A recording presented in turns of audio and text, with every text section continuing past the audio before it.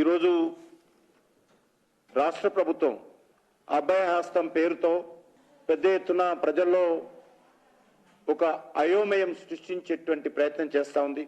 నేను అభయహస్తం సంబంధించినటువంటి దరఖాస్తు ఫారం చదివాను.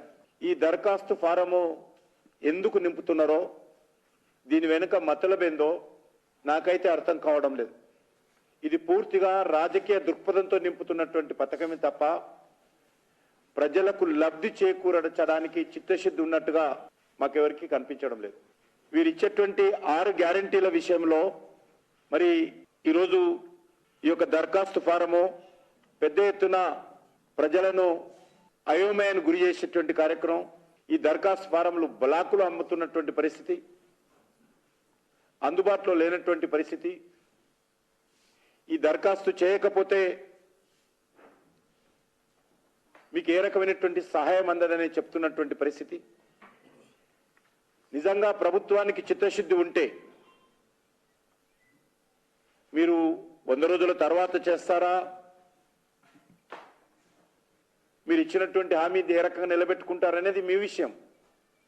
కానీ నిజంగా మీకు చిత్తశుద్ధి ఉంటే ఈ దరఖాస్తు అవసరం లేకుండానే ప్రజలకు సంబంధించినటువంటి మీరు ఇచ్చినటువంటి హామీలు అమలు చేయడానికి అన్ని రకాలుగా అవకాశాలు ఉన్నాయి. మరి ఆ రకంగా ఉన్నప్పుడు ఈరోజు ప్రజలను అయోమయానికి గురి చేసి ఈ యొక్క పథకాల అమలుకు, గ్యారంటీల అమలుకు కాలయాపన చేసేటువంటి ప్రక్రియ ఏం తప్ప ఇది మరొకటి లేదు. మీరు రేషన్ కార్డులే ఇవ్వలేదు, రేషన్ కార్డులు జత చేయమంటారు. చాలా మందికి గత 10 సంవత్సరాలుగా బీఆర్ఎస్ పార్టీ దుర్మార్గంగా రేషన్ కార్డులు ఇవ్వలేదనే విషయం అందరికీ తెలుసు. తెలిసిన తర్వాత మీరు రేషన్ కార్డులు ఏ రకంగా అడుగుతున్నారో నాకైతే అర్థం కావడం లేదు. అనేక విషయాలు, జైలుకు పోయిన వాళ్ళు ఎఫ్ఐఆర్ కాపీ పెట్టాలి. ఎఫ్ఐఆర్ కాపీ హోమ్ మినిస్టర్ని అడిగితే కంప్యూటర్లో ఉంటాయి. అన్ని రకాల తెలంగాణ ఉద్యోగులు ఎవరెవరు జైలుకి వెళ్ళిరో మళ్ళీ దరఖాస్తులు ఎందుకు పెట్టుకోవాలని అడుగుతా ఉన్నాం. ప్రజలను పోలీస్ స్టేషన్ల చుట్టూ తిప్పాలనుకుంటున్నారా, లేక ప్రజలను జైళ్ళ చుట్టూ తిప్పాలనుకుంటున్నారా చెప్పాలి. జైళ్లకు వెళ్ళిన వివరాలు, అరెస్ట్ అయిన వివరాలు, అన్ని వివరాలు కూడా ప్రభుత్వం దగ్గరనే ఉన్నాయి. నిజంగా మీకు చిత్తశుద్ధి ఉంటే హోమ్ మినిస్ట్రీ నుంచి లేకపోతే డీజీపీ ఆఫీస్ నుంచి కంప్యూటర్ ద్వారా తెప్పించుకోవచ్చు. అయినప్పటికీ కూడా మరి ఈరోజు అవసరమని అడుగుతా ఉన్నాను. మహిళలకు ప్రతి నెల 2500 రూపాయలు, ఉదాహరణకు పొదుపు సంఘాల మహిళలకు ఇవ్వాలనుకుంటే ఎంటైర్ డాటా గవర్నమెంట్ దగ్గర ఉంది. జనధన ఖాతాల డాటా ఉంది.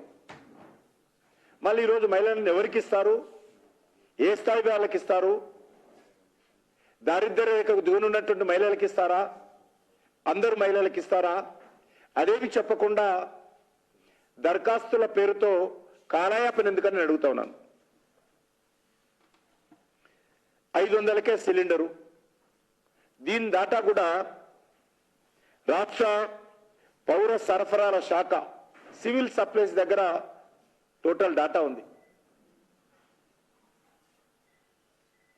మళ్ళీ ఇది ఏ రకంగా, అందులో రేషన్ కార్డులు ఉన్నటువంటి వాళ్ళ డాటా సపరేట్ ఉంటుంది.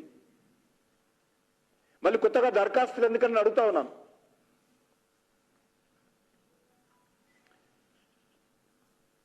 రైతు భరోసా, రైతులకు, కౌలు రైతులకు ఎకరానికి 15,000 రూపాయలు. దీనికి మళ్ళీ దరఖాస్తులు ఎందుకు అడుగుతా ఉన్నాను. కేంద్ర ప్రభుత్వం ఇప్పటికే ప్రధానమంత్రి కిసాన్ సమ్మాన్ నిధి కింద ప్రతి సంవత్సరం 6,000 రూపాయలు ఇస్తా ఉంది. ఆ డాటా ఉంది. పోనీ రాష్ట్ర ప్రభుత్వం ఇప్పటికే అమలు చేస్తున్నటువంటి రైతు బంధు ఉంది. దాని ఎంటైర్ డాటా రాష్ట్ర ప్రభుత్వం దగ్గర ఉంది. మళ్ళీ కొత్తగా రైతులందరూ మీ ఆఫీసుల చుట్టూ మీ ఫోటోలు పట్టుకొని ఎందుకు తిరగాలని అడుగుతా ఉన్నాను. మీకు సిన్సియారిటీ ఉందని అడుగుతా ఉన్నాను. లేక వచ్చే పార్లమెంట్ ఎన్నికల వరకు ప్రజలను మభ్యపెట్టే విధంగా, కాలయాపన చేసే విధంగా చేసే కార్యక్రమంగానే అనిపిస్తుంది తప్ప entire data for all the schemes state government దగ్గర ఉంది. అంతేకాదు వ్యవసాయ కూలీలకు 12,000 రూపాయలు 12,000 rupees for all the agriculture labour. ఇది ఉపాధి హామీ పథకం కింద అని అడుగుతున్నారు. ఉపాధి హామీ పథకం కార్డు నెంబర్ ఇవ్వండి అని. మీ దగ్గర డేటా ఉంది స్టేట్ గవర్నమెంట్ దగ్గర, మళ్ళీ ఇంకా వాళ్ళు ఎందుకు వేయాలా? ఎంటైర్ డేటా ఉపాధి హామీ పథకం, మనరేగా పథకం కింద, గ్రామీణ ఉపాధి హామీ పథకం కింద ఎవరెవరైతే రిజిస్ట్రేషన్ చేసుకున్నారో, ఎవరైతే ఎలిజిబుల్లో, ఎవరైతే అర్హులో, ఎవరైతే పనిచేస్తున్నారో రాష్ట్ర ప్రభుత్వం దగ్గర ఉంది. మళ్ళీ దరఖాస్తులు ఎందుకు పెట్టుకోవాలని అడుగుతా ఉన్నాను నేను. దీని మర్మం ఏమిటని అడుగుతా ఉన్నాను. అంతేకాదు ఉద్యమకారులకు 250 గజాల స్థలము నేను ఇంతకుముందు చెప్పాను. అదేవిధంగా 4,000 పెన్షన్. ఆల్రెడీ పెన్షన్ డాటా ఉంది. ఎవ్రీ మంత్ రాష్ట్ర ప్రభుత్వం పెన్షన్ ఇస్తుంది. మరి కొత్తగా దరఖాస్తులు ఎందుకు అడుగుతా ఉన్నాను?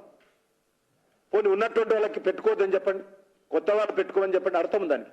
ఇప్పటికే పెన్షన్ వస్తున్నటువంటి వాళ్ళు, ఇప్పటికే మనరేగా కింద దరఖాస్తు గ్రామీణ ఉపాధి హామీ పథకంలో లబ్ధి పొందుతున్నటువంటి వాళ్ళు, ఇప్పటికే రైతు బంధు కింద పొందుతున్నటువంటి వాళ్ళు కాకుండా ఇంకెవరు ఉంటే పెట్టుకోమని చెప్పండి.